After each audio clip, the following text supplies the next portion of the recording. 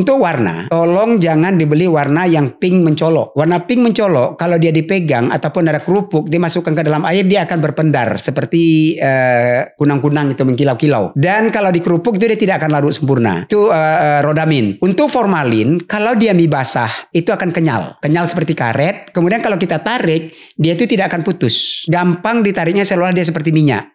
Alot dia. Itu saya yakin itu kandungan formalinnya pasti ada. Kemudian kalau untuk ikan, untuk tahu dan lain-lain, itu kalau di pasar tidak akan basi walau ditaruh beberapa hari. Rata-rata yang berformalin itu tidak akan diinggapi oleh lalat. Lalat aja nggak inggap, masa kita bisa memakan itu?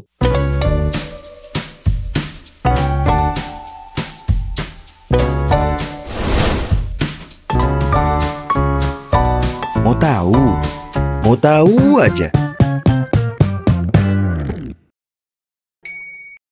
Halo Sobat Mistar, kembali lagi di podcast Mau Tahu Aja. Dan kali ini bertepatan di bulan Ramadan, yaitu Ramadan 1446 Hijriah, di mana berbagai macam kuliner disuguhkan masyarakat untuk kita menyicipinya di bulan Ramadan. Dan pastinya selama bulan Ramadan ini banyak banget ya takjil-takjil dijual, diedarkan. Dan kita juga harus tahu nih bagaimana memilih takjil yang baik untuk kita konsumsi. Dan pastinya kita akan membahas mengenai takjil yang baik ini ya bersama Kepala Balai Besar POM Medan, yaitu Bapak Martin Suhendri. Halo Pak. Halo. Gimana kabarnya hari ini? Alhamdulillah sehat, segar. Alhamdulillah. Puasa ya Pak ya? Harus puasa. Harus puasa. Ya.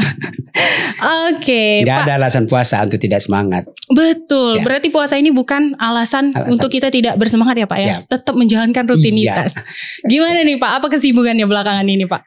Begini, kalau rutin biasa ya, untuk pre-market dan post-market kita lakukan pengawasan terhadap obat, makanan, obat tradisional, kosmetik, dan suplemen kesehatan. Oh, oke. Nah, khusus untuk bulan Ramadan ini kita memiliki program namanya intensifikasi pangan, itu dilakukan tiap tahun.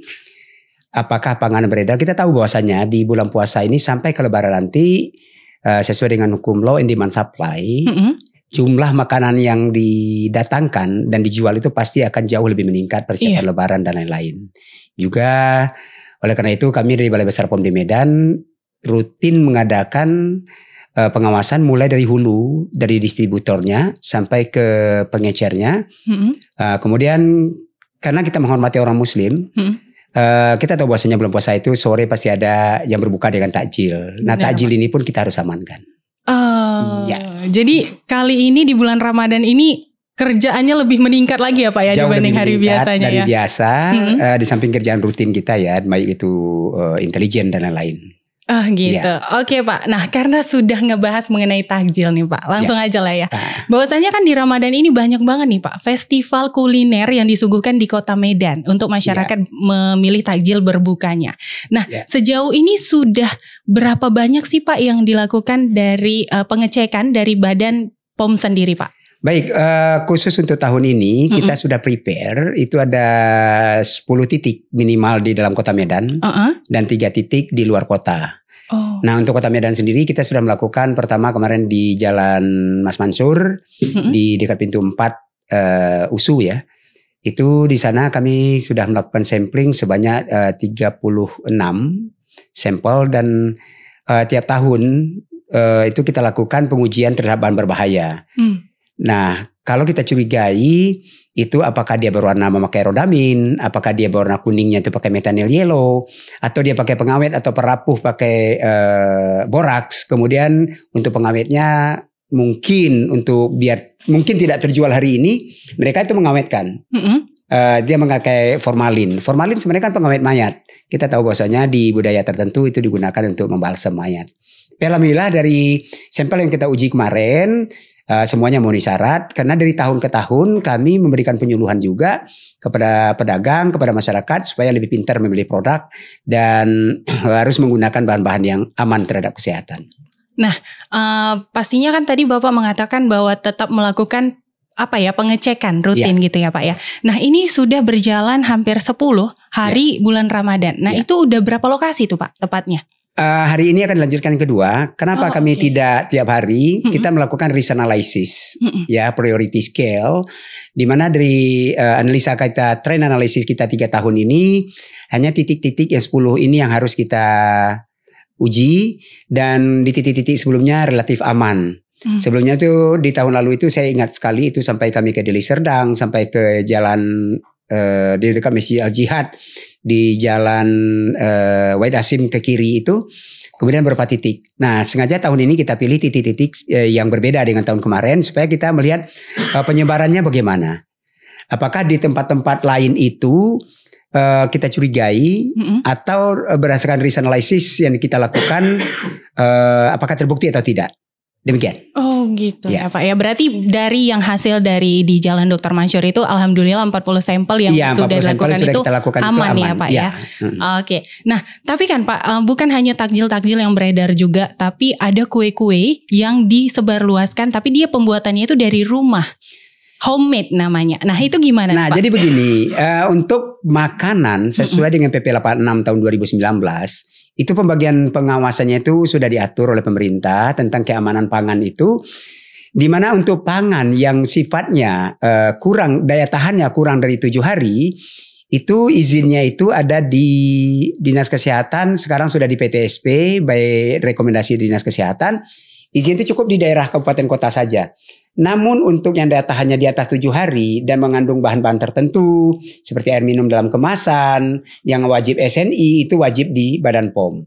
Nah itu namanya pengawasan kami di pre-market. Mereka akan mendaftarkan dulu apakah ke Dinas Kesehatan atau PTSP atau ke Badan POM.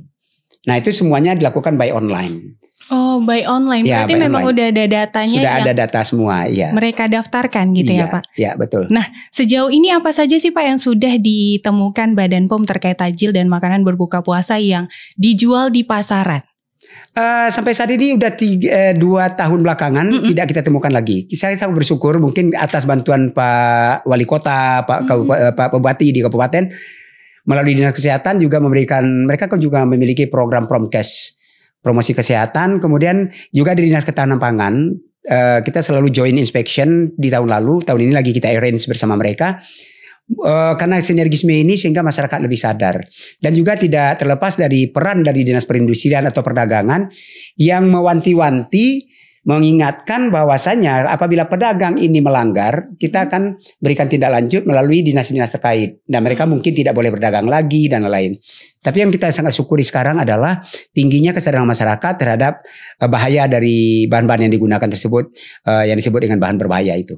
Demikian. Oh, berarti masyarakat juga sudah mulai peka ya Pak sudah terkait peraturan yang sudah diberikan oleh Badan POM ini. Oke Pak, terkait mungkin makanan kemasan ya Pak. Kalau tadi takjil, kemasan ini kan banyak ya Pak beredar di supermarket di luar sana gitu.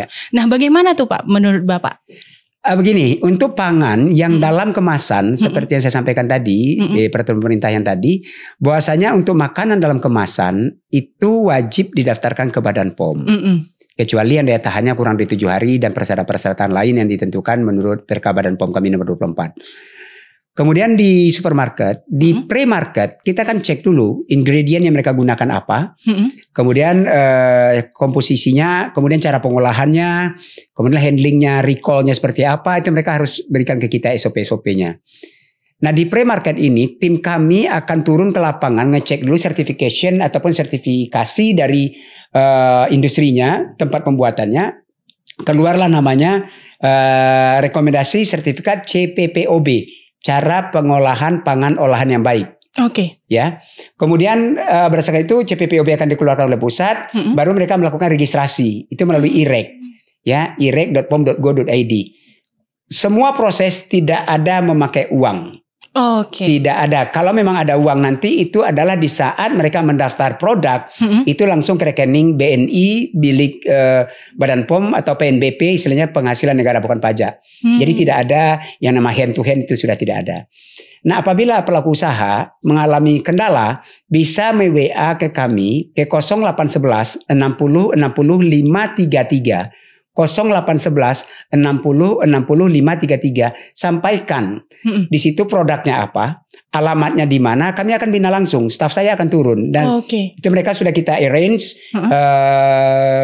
week by week, minggu by minggu, itu mereka akan turun ke sana berdasarkan mana dulu yang paling tinggi permintaan. kebetulan setelah saya memimpin di Medan ini, saya memiliki program inovasi namanya Si Jempol Pemandu, Sistem Jemput Bola Pembinaan UMKM Terpadu, di mana di situ kami mengundang PTSP baik itu dari kabupaten atau kota setempat. Mungkin kendala teman-teman pelaku usaha ini kan menengah ke bawah. Iya. Dia nggak ngerti online. Nah, situlah kita betul kita kasih tahu, dan PTSP juga presentasi di situ memberitahu ke masyarakat. Setelah itu mereka akan registrasi. Setelah mereka beredar di pasaran, itu namanya di post market surveillance ataupun post market pengawasan kami, itu makanan-makanan yang ada di supermarket, di industri, di agen-agen, bahkan di online pun kami awasi. Itu namanya kami program intensifikasi pangan. Untuk lebaran, untuk bulan puasa tahun ini kami memiliki 5 tahap. Pertama pendataan di sebelum puasa, dan sekarang sampai dengan akhir nanti lebaran, itu nanti kami ada 5 tahap. Juga kami akan awasi parcel-parcel yang ada. Di mana parcel ini kita tahu bahwasanya itu kan sudah dikemas. Benar, Pak. Nah, kami sampaikan ke supermarket, ke penyedia parcel, supaya expired date dari makanan yang dimasukkan itu minimal itu 2 minggu setelah lebaran. Oh. Ya, kita tahu bahwasanya parcel tidak mungkin akan dimakan saat lebaran. Saya yakin itu, karena anak-anak sudah ada kue lebaran dan lain-lain. Nah, oleh karena itu, parcel biasanya dibuka 1 minggu setelah itu masih tidak expired. Nah, itu secara random kita akan buka lagi di supermarket nanti. Jadi berdasarkan risk analysis dan mapping yang sudah kita lakukan dan sudah kita cluster, tahun ini kita akan melakukan pusat di Kota Medan dan 3 kabupaten kota, Siantar, Deli Serdang, dan Binjai. Tapi jika ada permintaan dari pemerintah daerah, kita tidak tertutup kemungkinan kita akan kemana saja kita datangi. Tujuan utamanya adalah bagaimana kita melindungi masyarakat dari bahaya makanan-makanan yang mungkin ilegal, yang tidak terdaftar dan lain-lain. Oh gitu ya Pak. Wah, ini penjelasan yang sangat lengkap sekali. Mungkin Pak, ini kita juga bisa memberitahu bahwa kepada masyarakat semua nih Pak, bagaimana cara masyarakat agar tahu memilih makanan yang memang layak dikonsumsi. Ataukah zat-zat berbahaya yang tadi Bapak sebutkan itu bisa terlihat dari kasat mata kita sendiri gitu. Baik. Itu gimana Pak? Oke, kita berangkat ke makanan yang tidak dikemas dulu ya. Oke. Seperti takjil dan lain-lain. Untuk warna, tolong jangan dibeli warna yang pink mencolok. Warna pink mencolok, kalau dia dipegang ataupun ada kerupuk, dimasukkan ke dalam air, dia akan berpendar seperti kunang-kunang itu, mengkilau-kilau. Dan kalau di kerupuk itu dia tidak akan larut sempurna. Itu formalin, itu rodamin. Untuk formalin, kalau dia mie basah itu akan kenyal. Kenyal seperti karet. Kemudian kalau kita tarik, dia itu tidak akan putus. Dan gampang ditariknya seolah dia seperti minyak. Alot dia. Itu saya yakin itu kandungan formalinnya pasti ada. Kemudian kalau untuk ikan, untuk tahu dan lain-lain, itu kalau di pasar tidak akan basi walau ditaruh beberapa hari. Kenapa? Ikan itu juga tidak akan diinggapi, rata-rata yang berformalin itu tidak akan diinggapi oleh lalat. Lalat aja nggak hinggap, masa kita bisa memakan itu. Kemudian untuk mie ataupun tahu, kemudian bakso. Bakso yang berformalin atau yang pakai boraks itu dia kenyal dan keras sekali. Kalau kita taruh di meja biasa atau di dekat tong sampah pun dia tidak akan membusuk dalam waktu 1 minggu. Bahkan itu berbulan-bulan mereka tidak akan busuk karena ya formalin, mayat aja diawetkan pakai itu. Nah, oleh karena itu kami membawa kepada masyarakat, jadilah konsumen yang pintar, jangan terperdaya oleh iklan, jangan terperdaya oleh harga murah. Kemudian untuk yang makanan dalam kemasan, tolong dicek dulu, kami memiliki semboyan namanya cek klik. Sebelum Anda membeli, cek dulu kemasannya. Kemasannya masih bagus atau tidak. Kalau dia sudah peot atau menggelembung, kembung dan lain-lain, itu yakin sudah ada bakteri di dalam yang mengeluarkan uap CO2, bakteri anaerob tersebut, sehingga yang di dalam kaleng itu akan mengeluarkan uap CO2 sehingga kalengnya akan menggelembung. Nah, untuk yang peot-peot ataupun yang sudah rusak kemasannya, tolong jangan dibeli. Kenapa? Kita khawatir dengan ada yang peot atau kempot itu ada pigeon ataupun satu lubang kecil yang mungkin masuknya bakteri ke dalam. Yang ketiga, kemasan-kemasan tersebut harus utuh. Ya, udah retak-retak jangan dibeli lagi. Biasanya, saya tidak menuduh semua pelaku usaha, mereka biasanya jual murah dengan obral dan lain-lain. Oleh karena itu kami mengimbau kepada masyarakat, jangan terperdaya dengan harga murah. Itu cek kemasan. Kemudian cek label. Di label apa yang ada? Ada komposisinya, ada cara pengolahannya, ada cara penyimpanannya, ada pabrik yang membuatnya, dan nilai gizinya, dan lain-lain. Itu wajib diketahui oleh konsumen.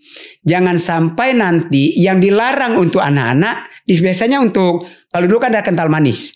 Itu dilarang untuk anak-anak di bawah 3 tahun. Nah, baca di situ ada minum-minum tertentu yang dilarang memberikan kepada anak-anak. Itu peringatan itu ada di label. Kemudian cek KLI, izin edar. Untuk izin edar pangan itu ada MD yang dikeluarkan oleh Badan POM, MD atau ML, makanan lisensi, ditambah dengan 12 digit angka. Yang terbaru 15 digit angka. Kemudian untuk pangan industri rumah tangga yang didaftarkan ke Dinas Kesehatan atau ke PTSP setempat tadi adalah PIRT ditambah dengan 15 digit angka. Totali 15 digit angka. Ini yang perlu diketahui oleh masyarakat. I, izin edar. Kemudian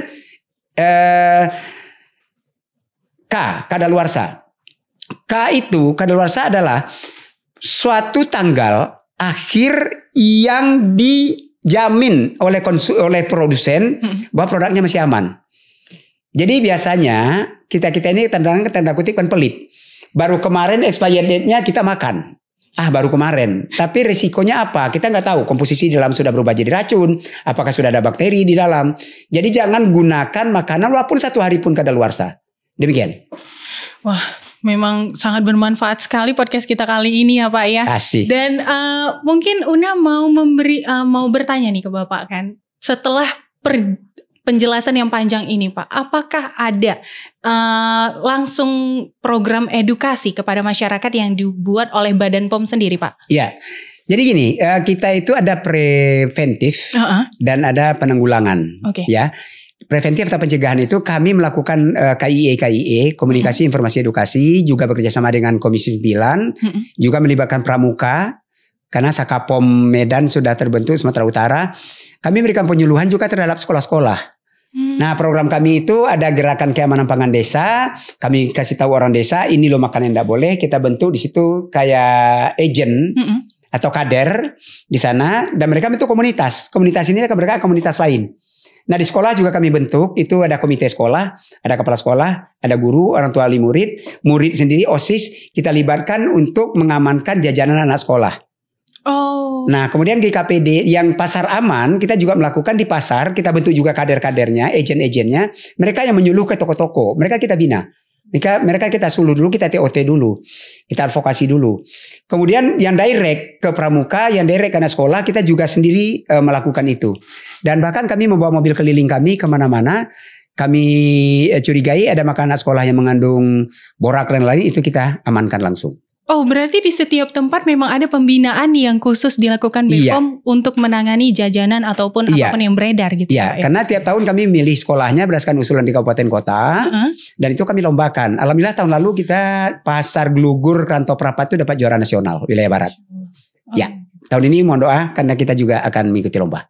Oke, mudah-mudahan ya Pak ya. Amin. Nah, ini udah ada yang kelupaan nih Pak, mengenai obatan. Kita kan ini terlalu fokus dengan makanannya. Selama bulan puasa ini masyarakat juga mengkonsumsi obat-obatan nih Pak. Mulai dari madu ataupun herbal-herbal gitu. Nah, itu gimana Pak? Nah, kita harus luruskan dulu. Kalau herbal itu bukan obat. Dia termasuk obat tradisional yang tergolong pada herbal terstandar. Yang sudah distandarkan apakah komposisinya dan lain-lain. Nah, itu untuk obat terstandar itu adalah obat tradisional atau obat bahan alam sekarang istilahnya di Undang-Undang Kesehatan. Undang-Undang Nomor 17 tahun 2024 itu namanya obat bahan alam. Obat bahan alam ini hanya boleh dikonsumsi jika memang digabung dengan obat biasa, wajib dipisahkan waktunya minimal 1 jam. Itu yang pertama. Yang kedua, harus kita pahami lagi yang suplemen kesehatan juga bukan obat. Jadi kadang-kadang madu yang dicampur dengan mungkin ada vitamin dan lain itu termasuk suplemen kesehatan. Tidak perlu diminum kalau kesehatan Anda tidak menurun. Ini kadang-kadang saya ingat zaman COVID ya, panic buying, semua vitamin itu hilang di ini. Padahal itu sebenarnya dengan tingginya dosis vitamin yang kita minum itu bisa merusak ginjal sebenarnya. Jadi so what? Untuk apa sih minum vitamin kalau masih fix? Nah, oleh karena itu sebenarnya lebih bagus itu makan sayuran, makan buah-buahan dan lain-lain. Namun kami di Badan POM tetap waspada. Ya, untuk obat tradisional, untuk herbal, bahkan untuk kosmetik pun kami mengawasi itu tidak hanya di darat, juga di udara. Maksud saya itu di medsos kami memiliki tim cyber namanya. Tim cyber itu akan mencek apakah itu dari provider e-commerce, ya. Karena kita juga udah kerjasama dengan e-commerce untuk men-take down yang menyalahi aturan. Yang pertama, kita juga udah kerjasama dengan Menkominfo. Nah, dari tim cyber kami itu ada tim verifikasi yang mirip-mirip dengan intelijen, Direktorat Intelijen kalau kami di Jakarta. Itu mereka akan memverifikasi di yes or not ini informasi dari cyber.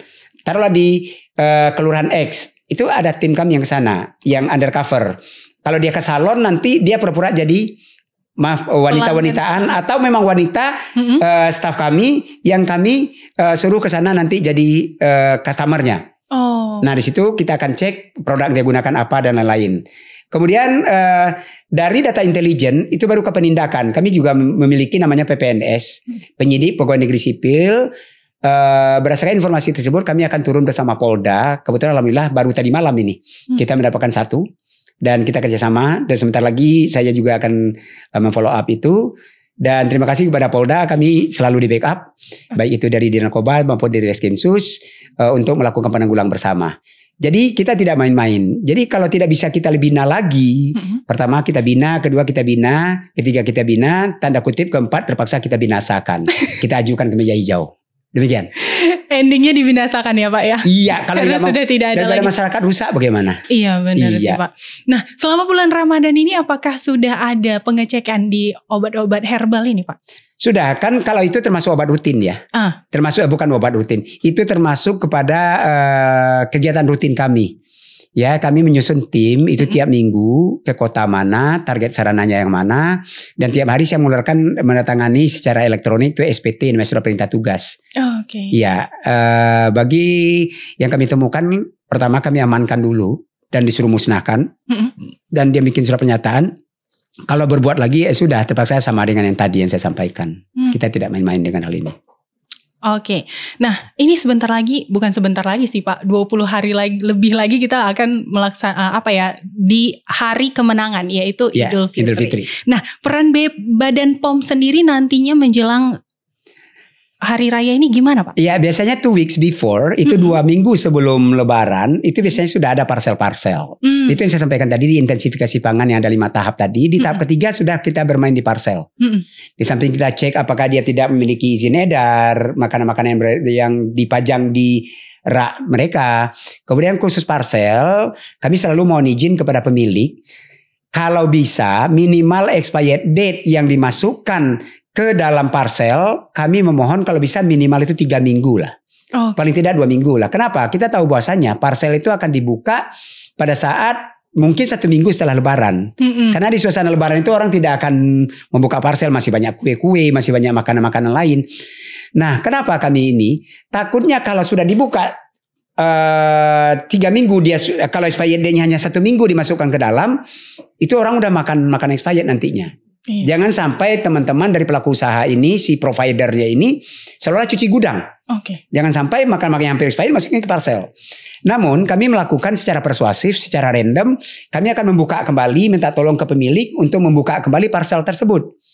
Nah kalau ada yang expirednya, taruhlah besok kita lebaran tanggal 31 ya.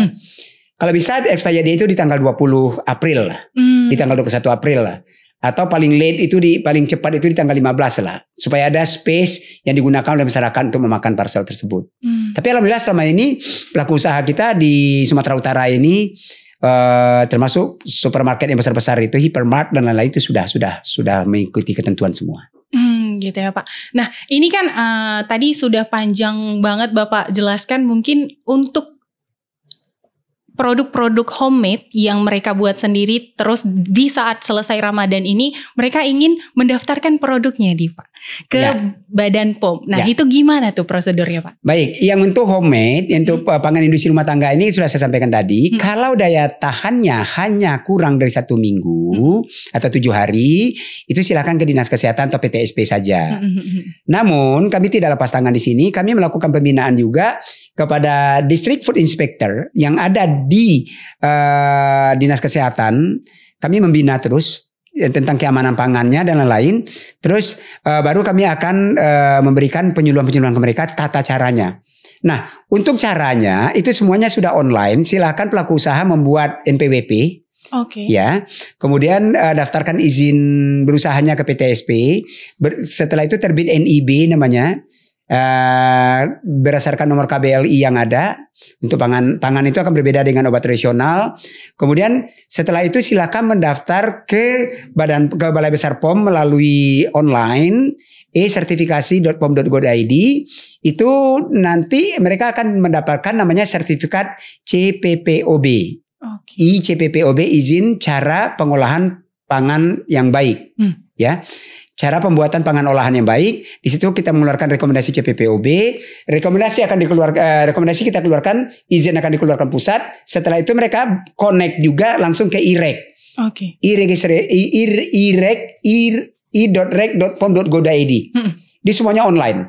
Nah, kalau memang masih terkendala, silakan WA ke tempat yang saya sampaikan tadi 0811 60 65 33. Atau silakan datang langsung ke customer service kami. Kami sudah menyediakan laptop dan komputer di situ. Bagaimana cara membuat akun, bagaimana cara mendaftar, di situ ada sudah staff saya. Seluruh persyaratan sudah kami buatkan template-nya. Itu silakan mereka gunakan. Silakan mereka olah sendiri. Kami sudah memberikan servis demikian. Dan SLA, service level agreement kita, itu tidak akan lebih dari 35 hari, tapi berlaku clock on, clock off. Di saat dokumen didaftarkan kita, timer buat stopwatch kami jalan. Tapi di saat dokumen kami balikkan, ada kekurangan bla bla bla, itu stopwatch kami mati. Totally kami hitung 35 hari kerja. Demikian. 35 hari kerja. Apakah itu dipungut biaya Pak? Untuk resertifikasi tidak. Tidak ya. Tapi untuk registrasi ada namanya PNBP, tidak akan lebih dari 2 juta per produk. Jadi kalau ada isu menyatakan ratusan juta, puluhan juta, itu adalah permainan dari calo-calo. Saya berharap boleh saja menggunakan calo, tapi yang pasti tidak merugikan perusahaan. Kalau bisa dari perusahaan langsung lah yang mendaftar ke kami. Biar tidak ada hal-hal yang tidak kita inginkan. Mungkin si calonya yang bermain seolah-olah Badan POM yang perlambat. Ini yang perlu kami luruskan kepada masyarakat. Dan tidak ada payment hand to hand. Tidak ada lagi titip, walaupun kenal dengan Pak Martin selaku Kepala Balai. Oh saya orang Karo Pak, marga saya kebetulan saya kan si Tepu. Saya orang Karo Pak, tolong. Enggak, itu semua by antri semua. By sistem semua. Tidak ada, ini saudara saya, ini keponakan saya, enggak ada. Tidak ada embel-embel. Tidak ada embel-embel di situ. Langsung saja mengantri di situ. Langsung antri di situ. Demikian. Nah Pak, mengenai laboratorium dan juga SDM yang ada di Badan POM ini berapa banyak Pak? Kami laboratorium di situ ada namanya, kita bagi 2 dulu, laboratorium mikrobiologi untuk mencek mikroba, kapang, kamir, jamur dan lain-lain. Kemudian ada laboratorium kimia. Laboratorium kimia itu terdiri dari laboratorium kosmetik, laboratorium obat tradisional atau obat bahan alam sekarang namanya, laboratorium obat, kemudian laboratorium suplemen kesehatan. Itu labor pangan. Nah, kosmetik, obat tradisional dan suplemen kesehatan itu satu laboratorium, kemudian laboratorium pangan. Nah, yang semua yang kita uji di sana bergantung parameter uji yang ditentukan oleh pusat, bergantung juga jenis makanannya. Contoh untuk makanan bayi, kadar protein, glukosa dan lain, kadar gizinya pasti kita ini kan. Untuk gula juga kadar glukosanya berapa dan tidak boleh lebih sekian, itu semuanya ada persyaratan-persyaratan sesuai dengan SNI yang sudah dibuat. Nah, untuk pelaku usaha silahkan menggunakan laboratorium swasta. Di saat dia registrasi itu kan wajib ada uji laboratoriumnya. Demikian. Seperti itu ya Pak ya. Nah, tadi udah ada kelupaan nih Pak. Kalau misalnya kita ngebahas mengenai takjil, bagaimana cara memilih takjil yang baik. Nah, untuk herbal ini gimana nih Pak? Supaya masyarakat juga tahu. Untuk herbal, ya itu termasuk obat bahan alam. Dengan nomor registernya TR, TR atau TI untuk yang import, ya, atau TL untuk tradisional yang lisensi, plus 9 digit angka. Itu untuk jamu. Dan ada logo jamunya, Kemudian setelah itu namanya herbal terstandar. Herbal terstandar itu HT ditambah dengan 9 digit angka. Kemudian untuk fitofarmaka yaitu obat bahan alam yang sudah dilakukan uji klinik dan uji preklinik dan uji klinik itu namanya fitofarmaka. Itu registernya FF ditambah dengan 9 digit angka. Kemudian ada namanya suplemen kesehatan, health supplement itu ada SD, suplemen dalam negeri ditambah dengan 9 digit angka. Untuk suplemen luar negeri itu SI ditambah dengan 9 digit angka. Oh, ya itu kalau tidak ada itu, kawan-kawan jangan beli. Itu yang pertama. Yang kedua, mungkin kita akan terperdaya dengan nomor register palsu. Bisa aja kan ditiru orang. Sekarang kami sudah memiliki aplikasi namanya Bepom Mobile. Silakan di-download Bepom Mobile. Setelah terdownload silakan memasukkan nama produknya kah, memasukkan nomor izin edarnya kah. Taruhlah SD 123456789. Dimasukkan ke aplikasi tersebut, itu akan dikeluarkan notification sama dia. Ini produk terdaftar dengan nama A, B, C, dan D. Kalau tidak, produk ini tidak ditemukan. Berarti itu barang ilegal. Berarti memang ada fasilitas untuk ada fasilitas masyarakat. Itu. Semua masyarakat bisa mengaksesnya. Dengan catatan punya paket. Kalau nggak punya paket gimana ya Pak? Nggak bisa. Oke, Pak, boleh dong Pak dibagiin kendala-kendala yang dirasakan pada saat kemarin melakukan pengecekan terhadap takjil-takjil itu? Relatif tidak ada ya, karena kita didukung oleh pemerintah daerah. Tidak ada lagi istilahnya backup-backupan dari A, B, C, dan D. Semua kita lakukan secara persuasif. Cuman kami mohon kepada pemerintah daerah, seandainya ada temuan kami sesuai dengan SOP yang ada pada kami Badan POM atau Balai Besar POM di Medan, Catchment Area Sumatera Utara. Kami selalu kalau ada finding, ada yang tidak memenuhi syarat, baik itu sarana maupun produk, itu kami menyurat ke dinas terkait. Mohon itu ada feedback ke kami, karena kami ditarget minimal 75% dari yang kami kirimkan, dan di feedback ke kami itu minimal 75%. Kendala selama ini memang ada beberapa Pemda mungkin karena kesibukan beliau kurang dari 50%, jadi tidak ada balasan apakah sudah ditindaklanjuti. Karena kami menghormati sekali Undang-Undang Otonomi Daerah, ya Undang-Undang Nomor 23 itu kan pembagian pelimpahan kewenangan pusat dan daerah itu ada di pasal-pasal tertentu. Itu memang domainnya pemerintah daerah, kami tidak bisa intervensi di situ. Ya. Oke, nah boleh dong Pak dikasih pesan untuk masyarakat terkait makanan yang akan mereka konsumsi nanti. Baik, untuk masyarakat Sumatera Utara maupun seluruh Indonesia dimanapun Anda menyaksikan acara ini, kami dari Balai Besar POM di Medan menyampaikan yang pertama, trik memilih makanan yang tidak dalam kemasan atau takjil, ya khususnya belum puasa takjil. Jangan dipilih warna yang menyolok, kemudian jangan dipilih kerupuk itu terlalu rapuh. Ya, kalau dia mengandung boraks, ciri-ciri lainnya adalah kerupuk yang sangat rapuh dan Anda taruh di meja berminggu-minggu dia tidak layu. Kemudian untuk mie jangan yang seperti sampaikan tadi yang berformalin, kemudian yang boraks, yang kenyal. Kemudian untuk makanan dalam kemasan jangan lupa cek klik, cek kemasan, cek label, cek izin edar dan cek kadaluarsa. Apabila Anda belanja ke manapun, jangan terpercaya dengan iklan, jangan terperdaya dengan izin edar, jangan percaya dengan promosi murah. Jadilah konsumen cerdas, lindungi diri Anda sendiri. Demikian. Oke, itu dia Sobat Mistar perbincangan kita terkait BPOM, Badan Pengawas Obat dan makanan yang bisa kamu konsumsi itu seperti apa, dan makanan yang tidak bisa kamu konsumsi seperti apa, udah dijelaskan langsung oleh Bapak Martin Suhendri. Terima kasih Pak atas waktunya. Sehat selalu Bapak. Siap. Lancar puasanya. Sobat Mistar, itu dia. Sampai ketemu lagi di podcast Mau Tahu Aja selanjutnya. Tetap kepo, tetap mau tahu. See ya. Mau tahu aja.